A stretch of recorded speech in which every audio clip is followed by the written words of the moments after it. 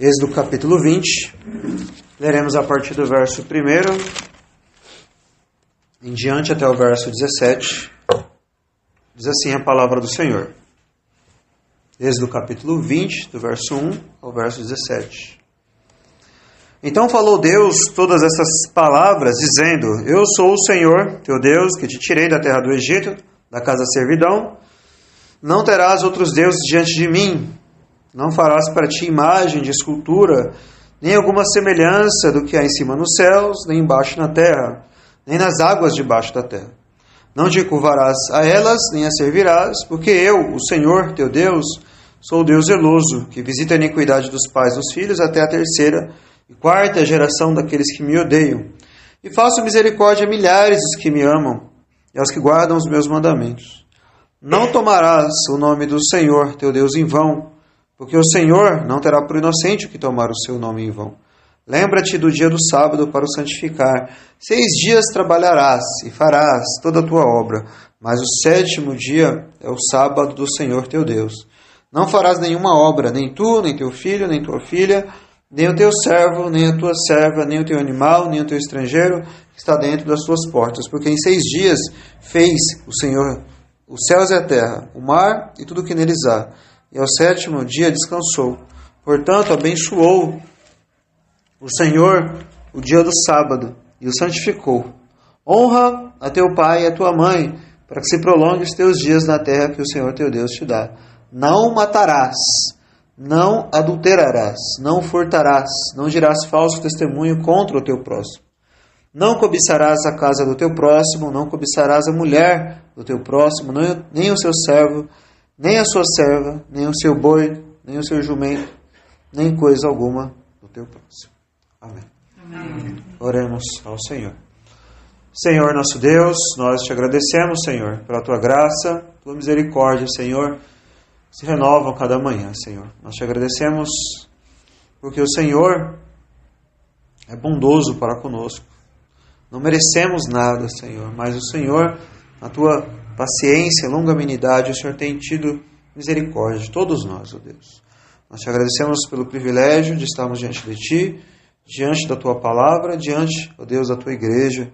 E queremos te pedir, Senhor, neste momento, que o Senhor nos ajude mais uma vez, que o Senhor ilumine os nossos corações, que o Senhor possa desvendar os nossos olhos para contemplarmos as maravilhas da Tua lei. Ó Deus, ajuda-nos. Tira toda sabedoria humana, Senhor, e concede-nos, ó Deus, a demonstração do Espírito e de poder para a glória do Teu santo nome, Senhor. Abençoa todos nós, ó Deus. Nós te pedimos, ó Deus, pelos méritos de Cristo. Abençoa, Senhor, a todo o Teu povo, a toda a Tua igreja, todos nós aqui presentes e todos aqueles que de longe também nos acompanham, Senhor. Ó Senhor, visita Teu povo, Senhor. Abençoa-nos. Ajuda-nos, Senhor, e nós nos gloriaremos em Ti. Nós te bendizemos e te adoramos em Cristo Jesus. Amém.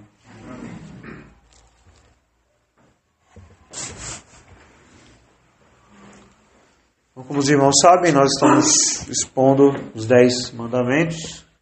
Então nós já expomos a primeira tábua, os primeiros mandamentos. Falamos sobre o primeiro, o segundo, o terceiro e o 4º mandamento, que compõe então a primeira tábua da lei. E agora nós estamos na segunda tábua. Na segunda tábua, que diz mais respeito ao nosso relacionamento com o próximo, mais diretamente, pelo menos. A primeira tábua é mais diretamente com Deus. A segunda também é com Deus. Mas, como dizem os estudiosos, os comentaristas, diz respeito também ao nosso próximo. Na segunda tábua nós falamos sobre o 5º mandamento, já que se encontra no verso 12, honra teu pai e a tua mãe. E nós já falamos também sobre o 6º mandamento, não matarás, verso 13. E nós falamos também já sobre o 7º mandamento, não adulterarás. E agora nós falaremos hoje, então, com a graça de Deus, sobre o 8º mandamento, que se encontra no verso 15. O 8º mandamento que diz: não furtarás. Não furtarás. 8º mandamento. Então nós dissemos que no versos 13, o sexto mandamento, não matarás, diz respeito então ao cuidado com a vida como um todo, a vida das pessoas e a nossa própria vida. E o sétimo mandamento diz respeito a um aspecto do corpo, a um aspecto da vida, a respeito inclusive da sexualidade, não adulterarás. E agora, o oitavo mandamento diz respeito mais a outro aspecto, ainda mais específico do corpo, podemos dizer de maneira mais objetiva, a mão, não furtarás. O uso, então, daquilo que Deus concede a você, que Deus dá para você nas suas mãos, e como você usa essas coisas. E como isso deveria ser entendido numa sociedade onde Deus fosse honrado como Deus de fato. Então, o oitavo mandamento diz respeito a isso. O Thomas Watson, puritano, diz que este mandamento se refere, mais propriamente dito, mais explicitamente sobre o tomar para si aquilo que é de outra pessoa. Então, na nossa língua portuguesa, é chamado de furto ou roubo. E alguns dicionários falam que existe uma diferença entre furto e roubo.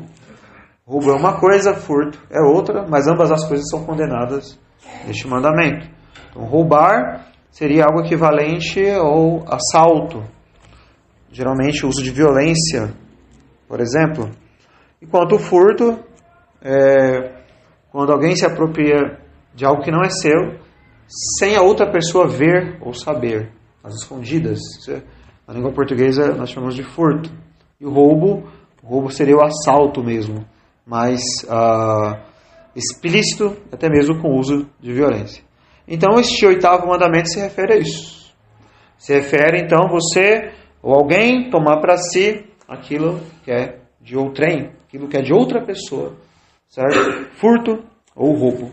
Então, nós vamos dividir aqui em duas partes, nosso sermão de hoje.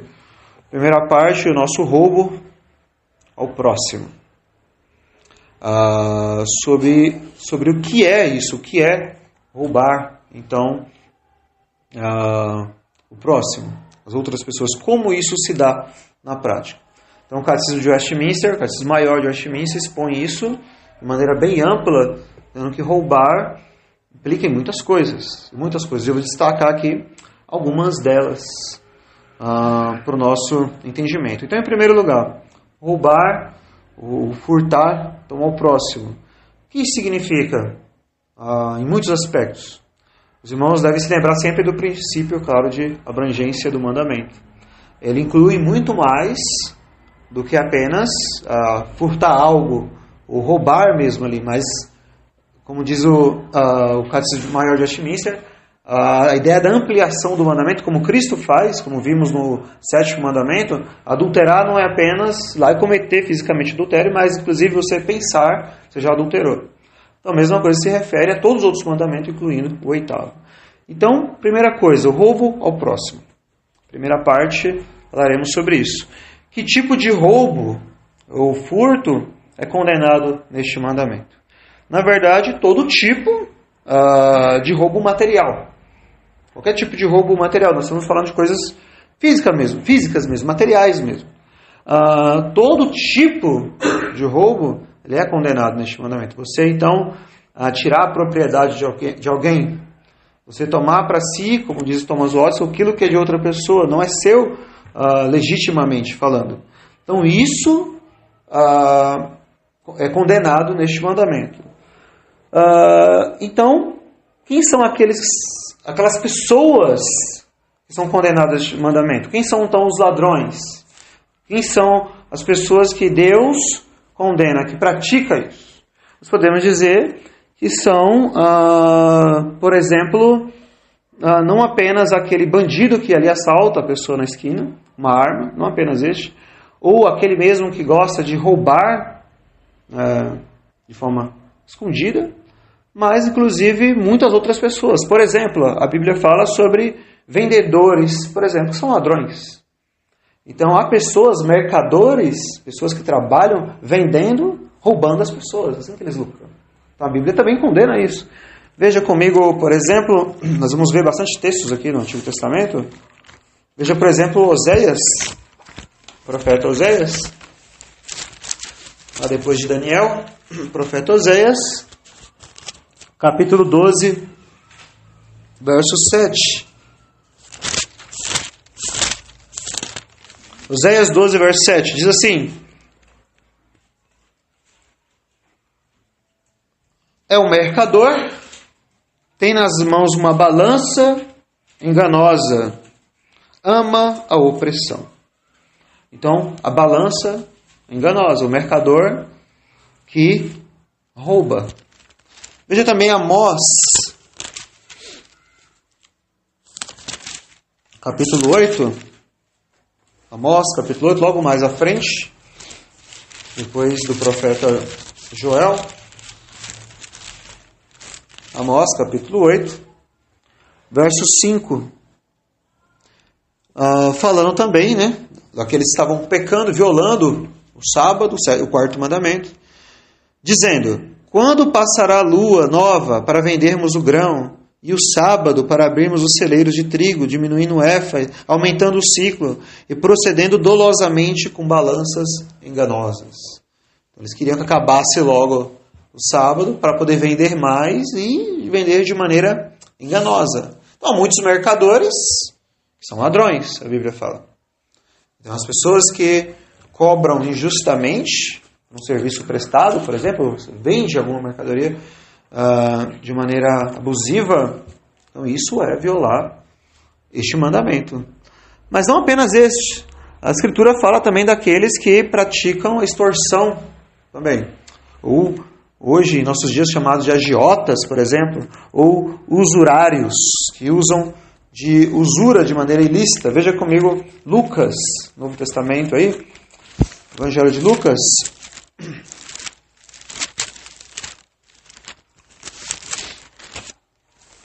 Lucas, capítulo 3. Aí nós temos a pregação de João Batista. Aí no capítulo 3, verso 12, diz assim: chegaram também os publicanos, chegaram para João Batista, para serem batizados, e disseram-lhe: mestre, que devemos fazer? A resposta de João Batista, verso 13. Ele lhes disse: não peçais mais do que vos estava ordenado. Então, esses publicanos cobravam impostos e eles cobravam muito mais do que estava ordenado a ser cobrado. Porque aquilo que era cobrado a mais ia para onde? Era para o bolso deles. Por isso eles enriqueciam ilicitamente. Por isso eles eram odiados, inclusive, pelo povo, obviamente. Se você for comigo em Lucas 19, nós temos um exemplo de um desses publicanos que se converteu a Cristo, chamado Zaqueu, o famoso Zaqueu. Lucas 19, verso 8, diz o seguinte: e levantando-se Zaqueu, disse ao Senhor: Senhor, eis que dou aos pobres metade dos meus bens, e se em alguma coisa tenho defraudado alguém, o restituo quadruplicado. Então ele havia sim defraudado as pessoas, havia extorquido das pessoas. Ele cobrava muito mais, ele era rico, ele era um publicano. As pessoas ficavam escandalizadas: por que Cristo vai lá na casa de publicanos? Porque ele vai lá pregar para publicanos. Essas pessoas eram tidas como pessoas muito más, malignas, por se portarem dessa maneira, por enriquecerem de maneira ilícita. Então, o 8º mandamento se refere também a esse tipo de pessoas. Quem mais? A quem mais este mandamento se refere? Se refere também àqueles que oprimem os mais pobres. Então, aqui em Êxodo, por exemplo, mesmo, no capítulo 23, Êxodo 23, no verso 6, Êxodo 23, verso 6, fala assim: não perverterás o direito do teu pobre na sua demanda. Não perverterás o direito do pobre. E veja comigo um texto interessante, um versículo interessante, está em Provérbios. Provérbios.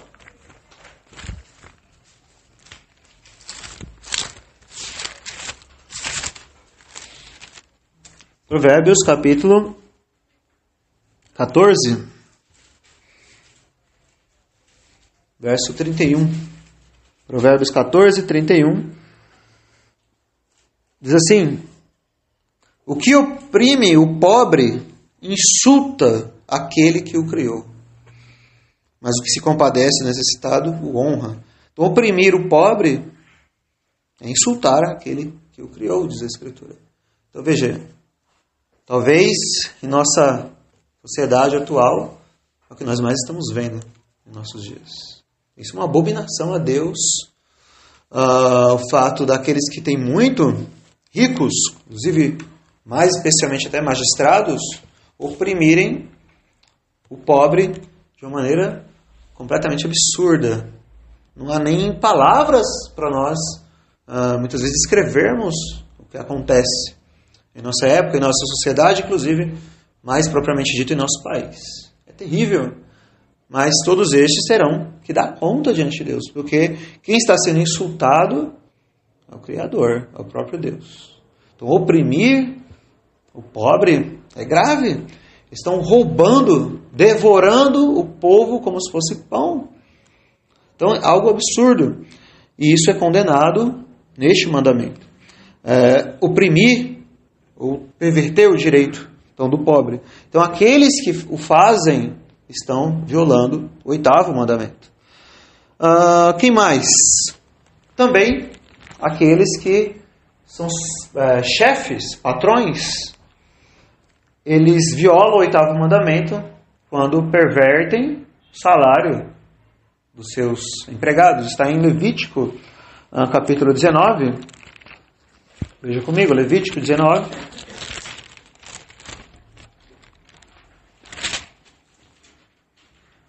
Verso 13. Levítico 19, verso 13. Não oprimirás o teu próximo, nem o roubarás. A paga do diarista não ficará contigo até pela manhã. Olha o que está dizendo o texto. Então, você não pode ficar com o salário que pertence a outra pessoa. No caso, a pessoa que tem servos, ou, usando a linguagem do nosso dia, funcionários, empregados. Não oprimirás o teu próximo, não o roubarás. A paga do diarista não ficará contigo até pela manhã. Então, não pagar devidamente as pessoas, os funcionários ou empregados, é violar o 8º mandamento. Você está roubando ele. A pessoa que faz isso rouba os seus empregados. E aí muitos de nós podemos pensar, realmente há muitos patrões que estão violando, estão roubando, atrasa o salário das pessoas, não paga corretamente, não paga devidamente, estão violando o 8º mandamento. Mas a verdade é que há muitos funcionários que também violam o 8º mandamento. Então veja comigo Efésios 6, a instrução de Paulo sobre servos e senhores. Diz o seguinte, Efésios 6, verso 5. Vós, servos, obedecei a vossos senhores segundo a carne, com temor e tremor, na sinceridade de vosso coração, como a Cristo, não servindo à vista como para agradar aos homens, mas como servos de Cristo, fazendo de coração a vontade de Deus. Obedecei aos vossos senhores, segundo a carne, como se fosse a Cristo. Então, o Catecismo Maior de Westminster diz que uma das violações do 8º mandamento é quando você não é fiel nos contratos, por exemplo. Então, quando você vai trabalhar em algum lugar, em alguma empresa, seja lá onde for, você se propôs a fazer algo. Se aquilo não está sendo feito, você está roubando o seu chefe. Você está chegando atrasado, você está roubando ele. Você não está cumprindo o seu dever, aquilo que é esperado, você está roubando também o seu chefe, o seu patrão. Você está violando o 8º mandamento, tanto quanto o patrão que não paga em dia. Então, Deus, os princípios de Deus são para todos. Todos têm os seus deveres para serem realizados. E aqueles que vivem assim, agem dessa maneira, estão violando também o 8º mandamento.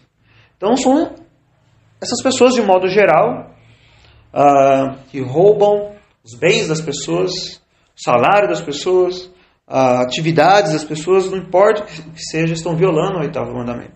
Mas não apenas esses. Em nossos dias, nós temos ainda outra classe, não sei se pior, talvez, que os magistrados dos nossos dias, que também estão constantemente violando o oitavo mandamento, que são os gananciosos religiosos. Aqueles que estão enganando as pessoas, roubando primeiramente as suas almas, mas ainda assim também até mesmo suas propriedades, os seus bens, o dinheiro mesmo. Então a Escritura também fala destes. Veja comigo 2 Pedro. 2 Pedro capítulo 2. Parece que Pedro está falando exatamente... É como se ele estivesse aqui em nossos dias olhando tudo isso e descrevendo aqui. 2 Pedro capítulo 2, verso 1. Pedro diz o seguinte. 2 Pedro 2, verso 1. Até o verso 3. E também houve entre o povo falsos profetas, como entre vós haverá também falsos doutores, que introduzirão encobertamente heresias de perdição, e negarão o Senhor que os resgatou, trazendo sobre si mesmo repentina perdição. E muitos seguirão as suas dissoluções, pelos quais será blasfemado o caminho da verdade. E por avareza farão de vós negócio, com palavras fingidas, sobre os quais já de largo tempo não será tardia a sentença, e a sua perdição não dormita. Então veja, muitos haverão no meio de vós falsos profetas, falsos mestres, falsos doutores, que por avareza, amor ao dinheiro, farão negócio. Negócio da fé. Os irmãos lembram da simonia, aquele homem que queria vender os dons de Deus, vender as coisas de Deus para ganhar dinheiro. Estão roubando as pessoas. Está roubando as pessoas, roubando as suas almas, roubando os seus bens. E em troca disso, ou falando que vão abençoá-las. Aquilo que não é verdade, de acordo com as Escrituras. Isso se chama avareza, ganância, enriquecendo ilicitamente. O Deus dele, como diz o apóstolo Paulo, o Deus dessas pessoas é o próprio ventre, a si mesmos. Querem apenas dinheiro, dinheiro, dinheiro para as pessoas. E as pessoas dão. As pessoas vão lá para serem enganadas, querem também ser enganadas, é claro, senão não estariam lá. E ainda assim isso não os livra da responsabilidade de estarem pecando contra Deus, violando o oitavo mandamento. Estão roubando. Não furtarás. Estão mentindo. Mas não apenas esses falsos mestres estão roubando ou violando o oitavo mandamento, mas até alguns pastores que podem até ser verdadeiros em muitos aspectos, podem também estar roubando o povo de Deus. Veja comigo Ezequiel, profeta Ezequiel, capítulo 34. Capítulo pesado, duro, onde Deus ele chama a atenção, exorta os pastores infiéis de Israel. Ezequiel 34, a partir do verso 1.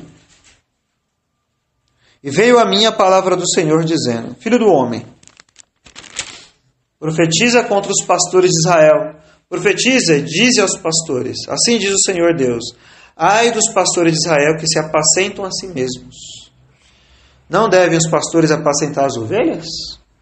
Comeis a gordura e vos vestis da lã. Matais o cevado, mas não apacentais as ovelhas. As fracas não fortalecestes, as doentes não curastes, a quebrada não ligaste, a desgarrada não tornaste a trazer, e a perdida não buscaste, mas dominam sobre elas com rigor e dureza.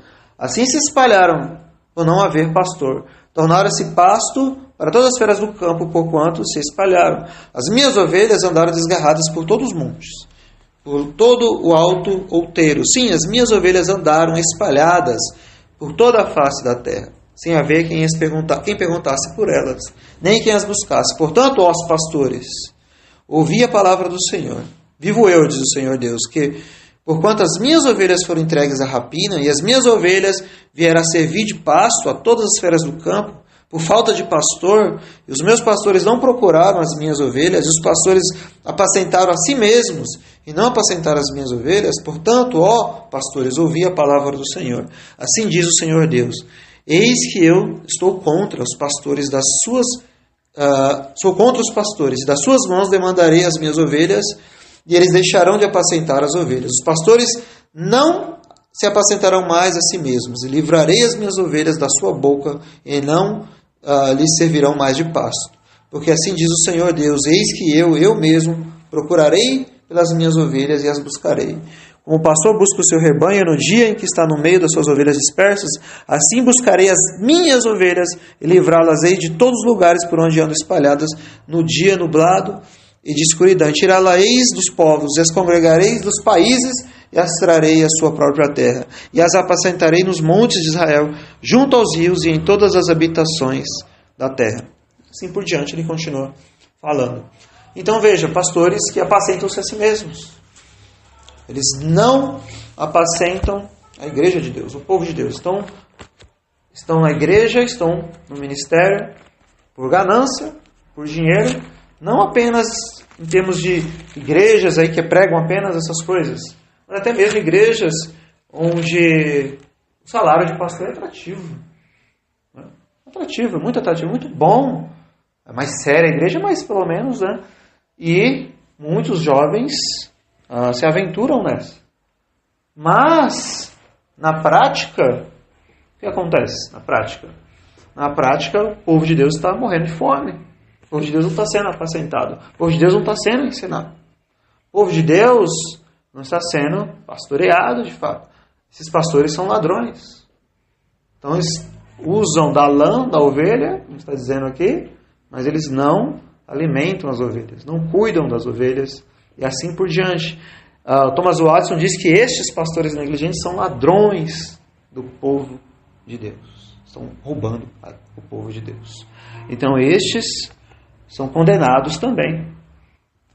Não roubarás ou não furtarás.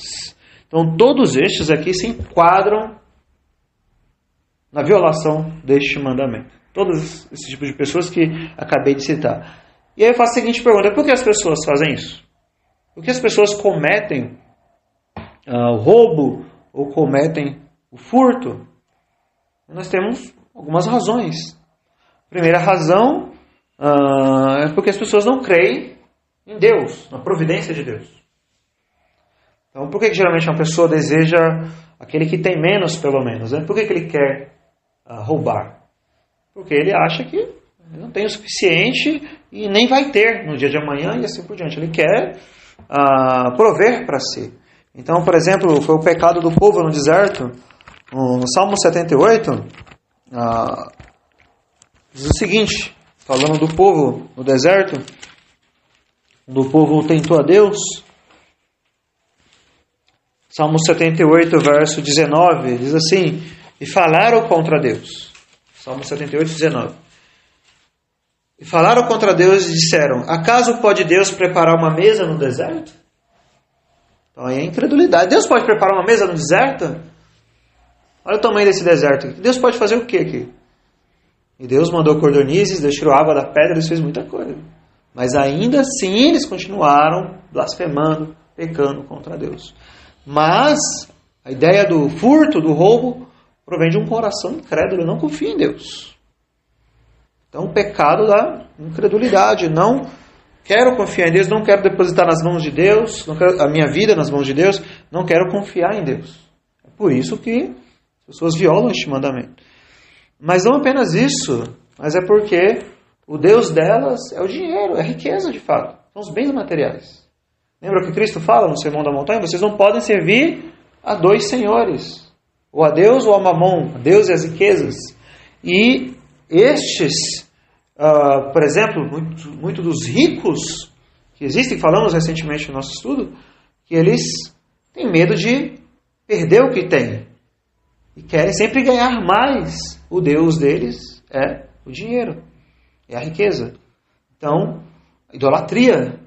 leva a pessoa a violar o 8º mandamento. Mas não apenas isso. Muitas pessoas também são levadas a violar este mandamento por influência do diabo. Então os irmãos lembram que Judas,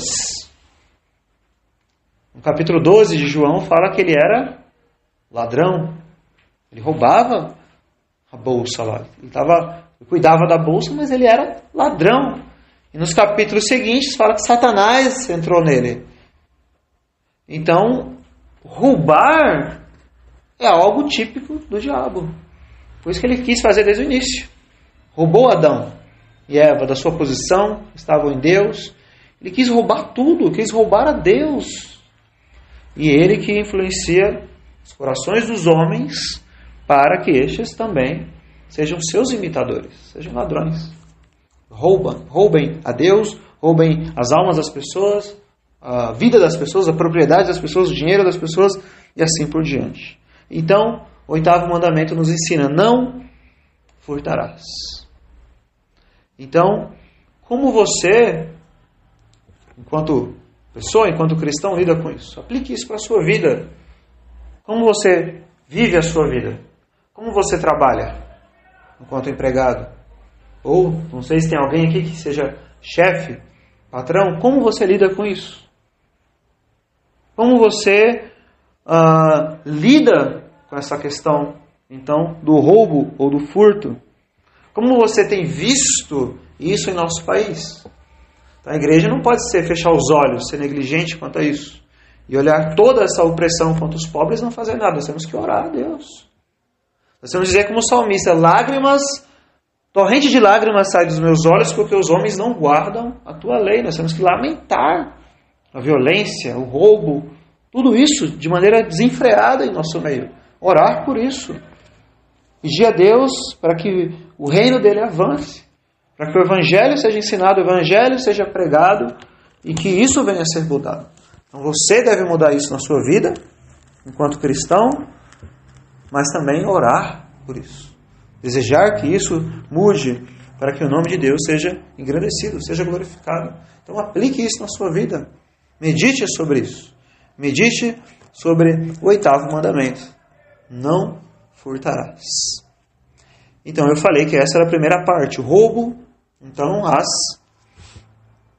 pessoas.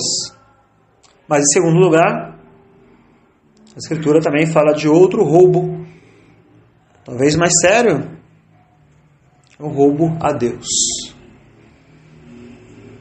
O roubo a Deus. Você rouba a Deus? A Bíblia fala que você também pode violar o 8º mandamento, não furtarás, roubando também Deus. Agora eu vou falar aqui de um assunto que faz tempo que nós falamos deste assunto, mas cabe aqui, né, neste momento, sobre Malaquias capítulo 3, verso 8.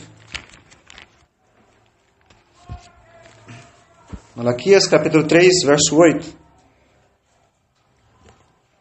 Diz assim, Malaquias 3, verso 8. Texto famoso nos nossos dias. Roubará o homem a Deus? Todavia, vós me roubais. E dizeis: em que te roubamos? Nos dízimos e nas ofertas. Então Deus diz: vocês estão me roubando. Nos dízimos e nas ofertas. Existem dois tipos de pensamentos quanto a essa doutrina de dízimos e ofertas em nossos dias. Dois tipos.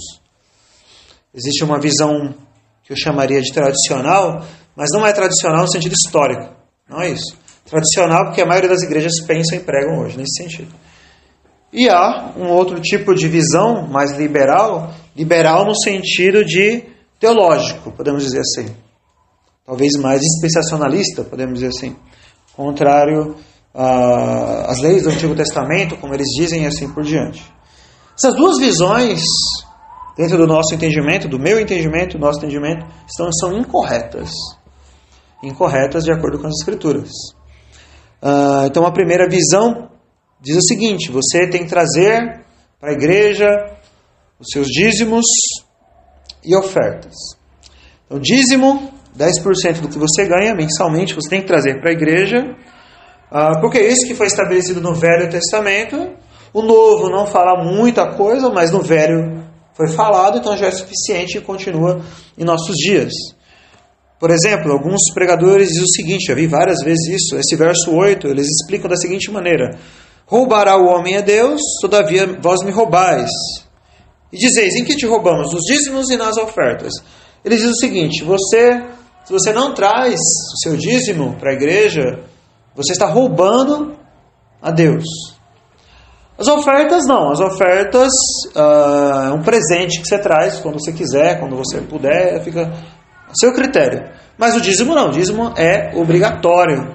Se você não dar o dízimo, você está pecando. Então primeiro você dá o dízimo e depois você deu o dízimo. Talvez se você quiser dar mais alguma oferta, aí sim, fica a seu critério. Mas o dízimo é infalível, você não pode deixar de fazê-lo.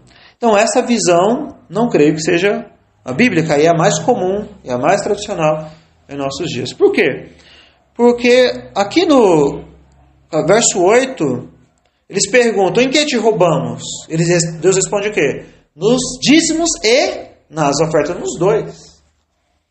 Nos dois, não é só em dízimo.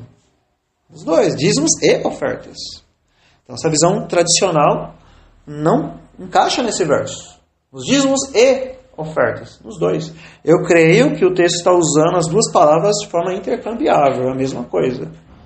Tanto no dízimo quanto na oferta, você pode roubar a Deus, é isso que Deus está dizendo. É claro, isso aqui não precisa nem na língua original para dizermos isso. E uma outra coisa também importante, que faz com que nós entendamos que isso não é completamente bíblico, apesar que, vou deixar claro que as pessoas que praticam isso, muitas vezes na prática estão fazendo o que é certo, não estou dizendo que na prática estão completamente erradas, mas teologicamente não estão. É que quando você vai no capítulo 4 de Malaquias, aqui, no verso 4, depois você vira a página aí no verso 4, diz o seguinte: lembrai-vos da lei de Moisés, meu servo, que lhe mandei em Horebe, para todo Israel a saber estatutos de juízos. Então Deus está falando para eles voltarem para a lei de Moisés. Então nós temos que voltar para a lei de Moisés quanto a dízimos. Quando nós dizemos isso, as pessoas falam, tudo bem, é isso mesmo que nós cremos. Mas vamos lá então. O que Moisés diz? O que Deus disse por meio de Moisés? Não é exatamente o que as pessoas pregam aí nas igrejas. Então veja lá comigo. Deuteronômio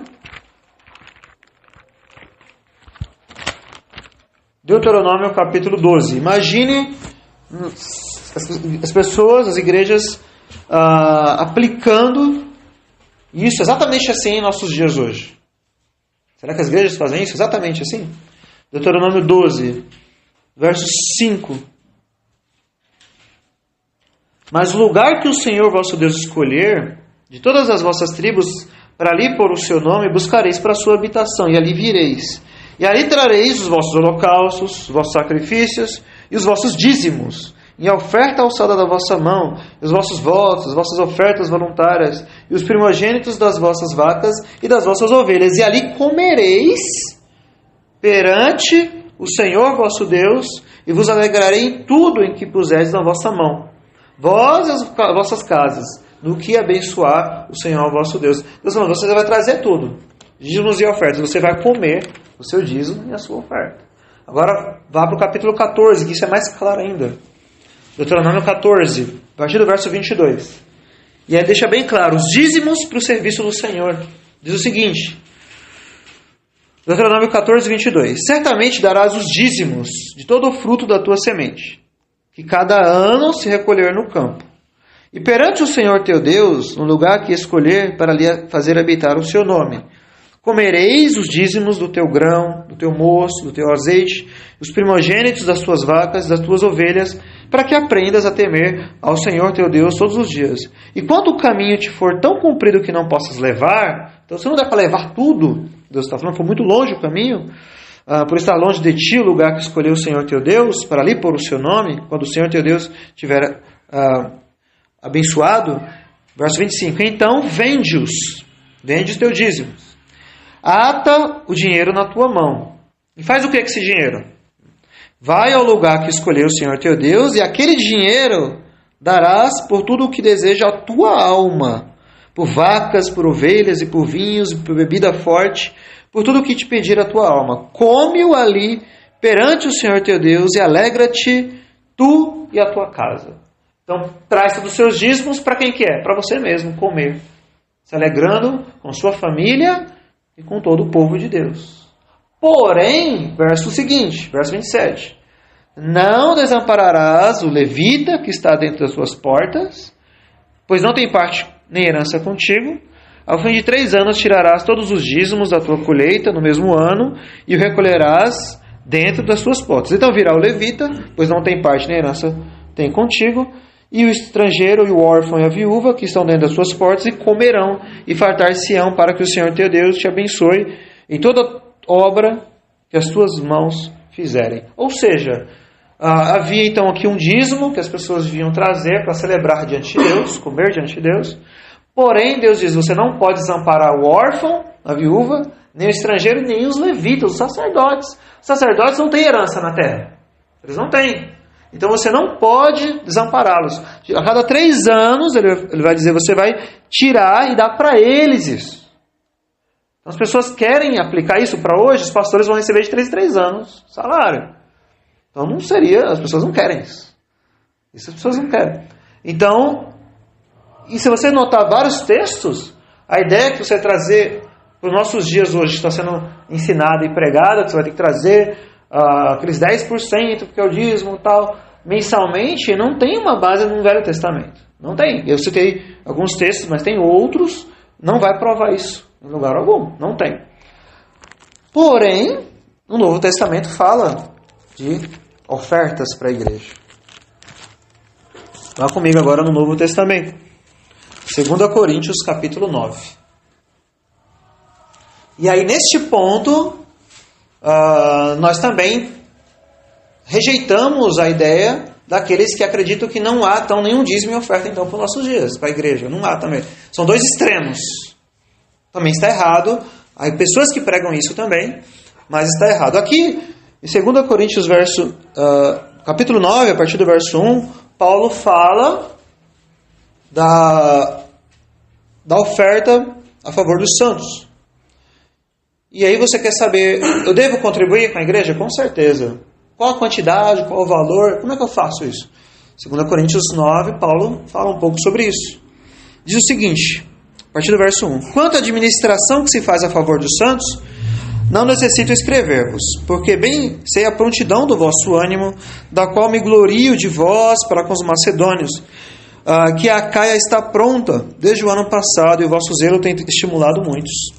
Mas enviei estes irmãos para que a nossa glória acerca de vós não seja vã nesta parte, para, como já disse, possais estar prontos, a fim de, se acaso os macedônios vierem comigo e vos acharem desapercebidos, não vos envergonharmos nós, para não dizermos vós, deste firme fundamento de glória.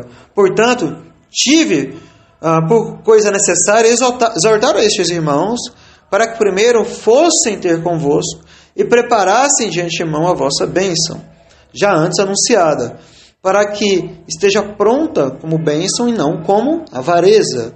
E digo isto, que o que semeia pouco, pouco também ceifará. E o que semeia abundância, em abundância ceifará. Cada um contribua segundo propôs no seu coração, não com tristeza ou por necessidade, porque Deus ama ao que dá com alegria. E Deus é poderoso para fazer abundar em vós toda a graça, a fim de que tudo tendo sempre em tudo toda a suficiência, abundeis em toda a boa obra. Conforme está escrito, espalhou, deu aos pobres, a sua justiça permanece para sempre. Ora, aquele que dá a semente ao que semeia, também vos dê pão para comer. E multiplique a vossa sementeira, e aumente os frutos da vossa justiça, para que em tudo enriqueçais, para toda a beneficência, a qual faz que por nós se deem graças a Deus, porque a administração deste serviço não só supre a necessidade dos santos, mas também é abundante em muitas graças que se dão a Deus. Visto como Na prova dessa administração, glorificam a Deus pela submissão que confessais quanto ao Evangelho de Cristo e pela liberalidade de vossos dons para com eles e para com todos, e pela sua oração por vós, tendo de vós saudades por causa da excelente graça de Deus que em vós há. Graças a Deus pelo seu dom inefável. Então Paulo aqui deixa claro o seu ensinamento sobre o dar na igreja, o contribuir. Cada um contribua segundo propôs no seu coração, não com tristeza por necessidade, porque Deus ama ao que dá com alegria. No capítulo 8 ele vai falar também disso, ele fala sobre contribuir segundo a sua prosperidade. Então, João Calvino, por exemplo, reformador, comentando sobre esse texto, ele fala que não há no Novo Testamento um valor específico, porém, de acordo com os nossos ganhos, de acordo com a sua prosperidade. Por isso eu disse agora há pouco, as pessoas que dão 10% da sua renda estão corretas em fazer isso, não é erro em fazer isso. Somente a explicação teológica que não está muito correta no meu entendimento. Mas segundo Deus propôs no seu coração, ou segundo a sua prosperidade. Então, Paulo nos ensina que nós devemos fazer isso. E ele fala, inclusive, de semear. Se você semeia pouco, você vai colher pouco. Ele fala, então, de realmente usar os seus dons, aquilo que Deus te deu, coisas materiais, ele está falando aqui, em prol dos santos. Suprir a necessidade dos santos, porque isso glorifica a Deus, ele diz. Isso gera graças, muitas graças que se dão a Deus.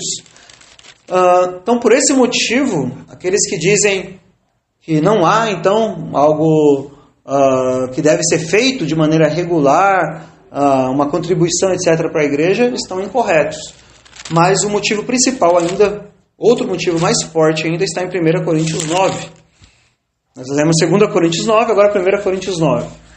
Aqui nós temos um motivo ainda maior para que a contribuição na igreja seja feita conforme, não apenas Deus propôs no seu coração, conforme a sua prosperidade, mas também ela deve ser regular. Ou seja, não é exatamente quando você quer, tem que ter uma certa regularidade. E essa regularidade, eu creio que deve ser conforme você ganha também. Você ganha mensalmente, logo. Mas e por que isso? Por que isso é importante? Um dos motivos, não somente este, está em 1 Coríntios 9, verso 8. Diz o seguinte: o mesmo princípio aplicado aos levitas permanece no Novo Testamento. Digo eu isto segundo a lei dos homens, ou não diz a lei também o mesmo? Porque na lei de Moisés está escrito: não atarás a boca ao boi que trilha o grão. Porventura, tem Deus cuidado dos bois? Ou não diz certamente por nós? Certamente que por nós está escrito: porque o que lavra deve lavrar com esperança, e o que debulha deve debulhar com a esperança de ser participante. Se nós vos semeamos as coisas espirituais, será muito de vós recolhemos as carnais? Se outros participam deste poder sobre vós, por que não, e mais justamente nós? Mas nós não usamos deste direito. Antes suportamos tudo, para não pormos impedimento algum ao Evangelho de Cristo. Não sabeis vós que os que administram o que é sagrado comem do que é do templo, e os que de contínuo estão junto ao altar participam do altar? Assim ordenou também o Senhor aos que anunciam o Evangelho, que vivam do Evangelho. Ele está falando do quê, Paulo? Olha lá no verso 6, do que ele está falando. Ou só eu e Barnabé não temos direito de deixar de trabalhar? Está fazendo uma pergunta para a igreja de Corinto.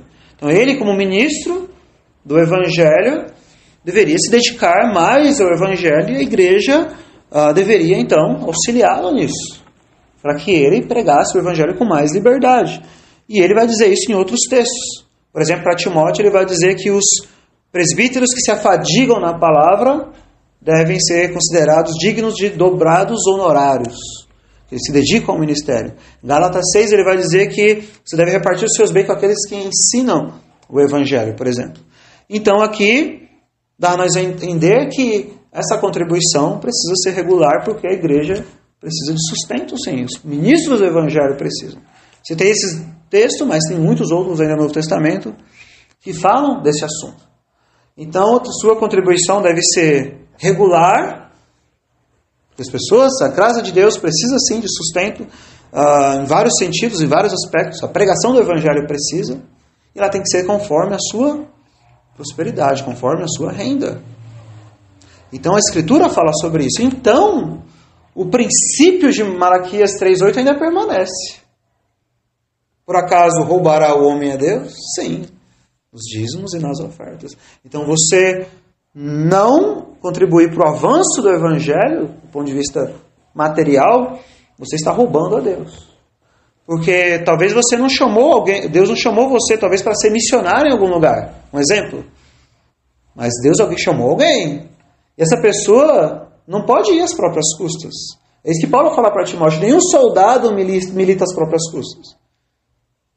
Já viu um soldado? Ele vai lá combater a guerra, na guerra, e ele vai por conta dele mesmo? Não, existe todo um preparo, existe alguém ali cuidando dele.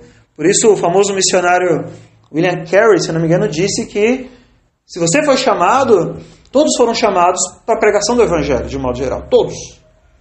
Alguns de maneira mais específica, outros não. Então, como eu disse aqui recentemente para os irmãos, ele diz que ou você foi chamado para descer lá no poço, ou para você segurar a corda para quem está descendo no poço. De uma maneira ou de outra, vai haver cicatrizes nas suas mãos. Você está contribuindo para o Evangelho, para o reino de Deus. Agora a questão é, o Evangelho é importante para você? O Evangelho é importante para você? A salvação das almas é importante para você? A salvação de vidas é importante para a sua alma?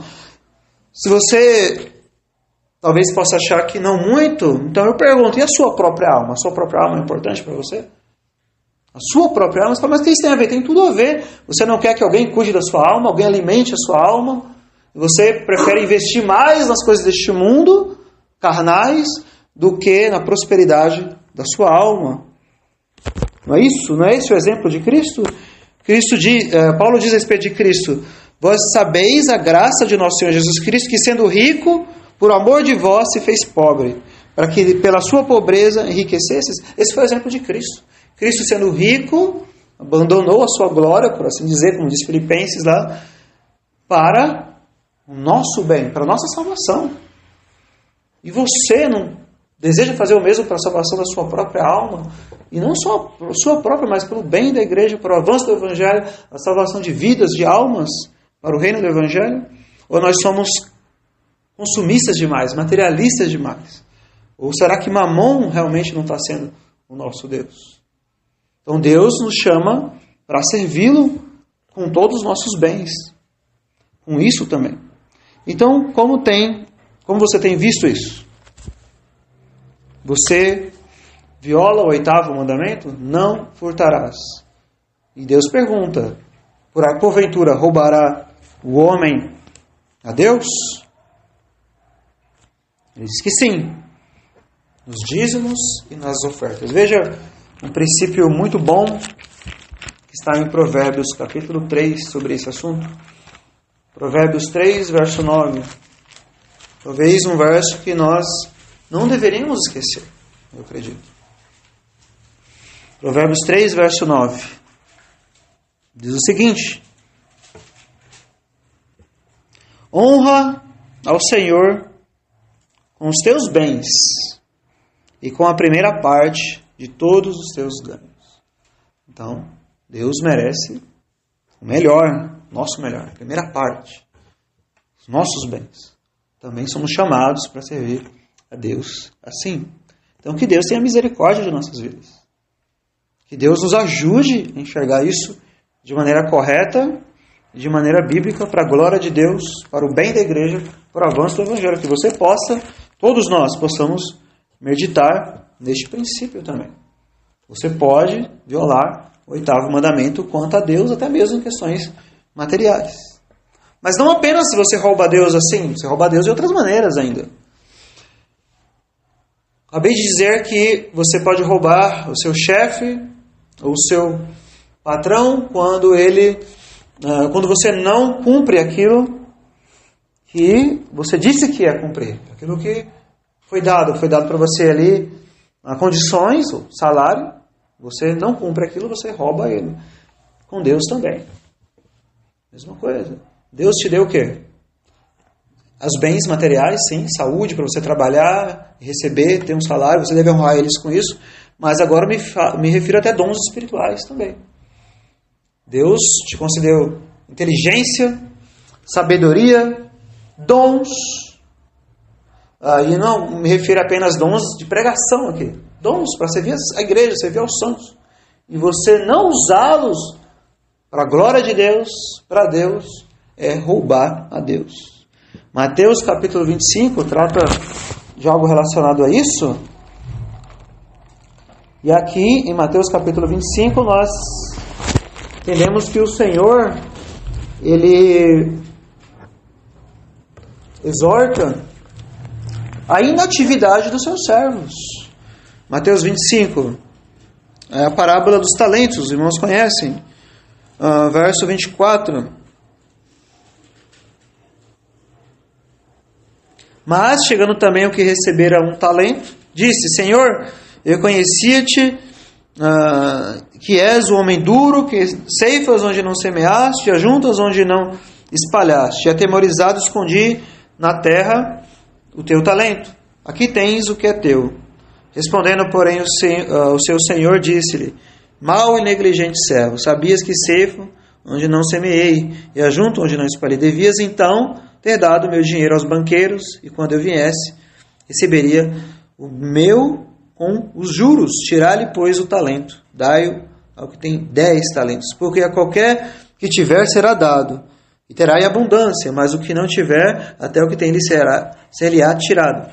Lançai, pois, o servo inútil nas trevas exteriores, ali haverá pranto e ranger de dentes. É claro que a parábola tem vários, profundo, né, vários princípios, refere-se mais especialmente à questão da salvação, etc.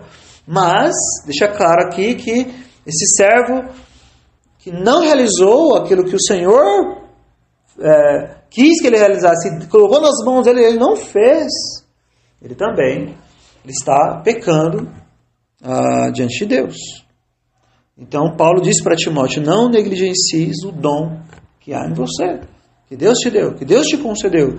Você não está fazendo, não está realizando aquilo pelo qual Deus, para aquilo que Deus te chamou, aquilo que Deus te chamou para fazer. E você está fazendo o que então com aquilo que Deus te deu, com esse dom? Isso se aplica a muita coisa, mas que você medite sobre isso. Isso é também roubar a Deus. Você tem que refletir sobre isso, você tem que meditar sobre o servir a Deus, o adorar a Deus. Deus não concedeu apenas o dom da pregação, não é isso que nós estamos falando apenas. Mas tem muitas outras coisas que você pode fazer para o bem das pessoas, para o bem da igreja de Deus, para o povo de Deus. E você pode estar negligenciando isso. Isso é roubar a Deus. E ainda por último, você pode roubar a Deus, as pessoas podem roubar a Deus quando você não deseja se entregar totalmente a Cristo. Você não deseja entregar a sua vida a Cristo. Isso eu me refiro ao ser humano de modo geral, os ímpios mesmo, os incrédulos. Quando o incrédulo se recusa a vir a Cristo, ele está roubando a Deus. Veja Apocalipse capítulo 5. Apocalipse capítulo 5. Falando de Cristo. Verso de número 9. Diz assim: cantavam um novo cântico, dizendo: digno és de tomar o livro e de abrir os seus selos, porque foste morto, e com teu sangue nos compraste para Deus, de toda a tribo, língua, povo e nação. Então veja, Cristo nos comprou para Deus.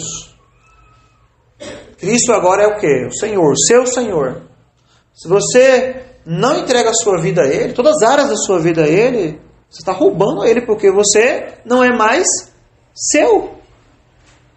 Não é isso que eu falei no começo, citando Thomas Watts? Você tomar algo que pertence a outra pessoa é roubar. Você, a sua vida pertence a Cristo. Você usa só para si mesmo, quanto professante da fé, você não quer se submeter a Cristo, ao senhorio de Cristo, você está roubando a Cristo. Mas, quando você vai no verso 12, diz o seguinte: com grande voz diziam, digno é o Cordeiro que foi morto de receber o poder, riquezas, sabedoria, força, honra e glória e ações de graça. Cristo é digno de receber tudo, o poder, tudo. As riquezas, todos os seus bens, sabedoria, todos os seus diplomas, todo o seu conhecimento, força, toda a sua energia que você tiver em você pertence a Ele, honra, primazia, Ele vem em primeiro lugar na sua vida, toda a glória e toda a ação de graça. Tudo tem que ser trazido aos pés dele porque Ele é digno. Todos aqueles que se rejeitam, que não querem fazer isso, rejeitam a Cristo ou querem servir a Cristo com o coração dividido, estão roubando a Deus ou a Cristo da sua glória. Como dizia um antigo missionário, um antigo pregador, ele dizia o seguinte: por que um pecador deve voltar-se para Cristo? Por quê? É simplesmente porque ele vai ser salvo? Ele dizia, eu digo mais. Enquanto ele não se arrepender dos seus pecados e vir a Cristo, ele está defraudando a Deus da glória que Deus unicamente merece. Ele está roubando a Deus. Porque aquela pessoa é um ser humano, ele tem dons, ele tem coisas que Deus colocou na vida dele, Deus concedeu para ele, ele deve usar, ele deve glorificar a Deus. Ele tem que usar tudo o que ele tem para buscar o reino de Deus em primeiro lugar e a sua justiça para Deus.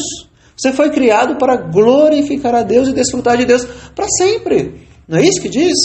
Catecismo de Westminster, primeira pergunta. E um pecador se recusa a vir a Cristo, abandonar os seus pecados, reconhecer os seus pecados, ele está roubando a Deus a sua glória.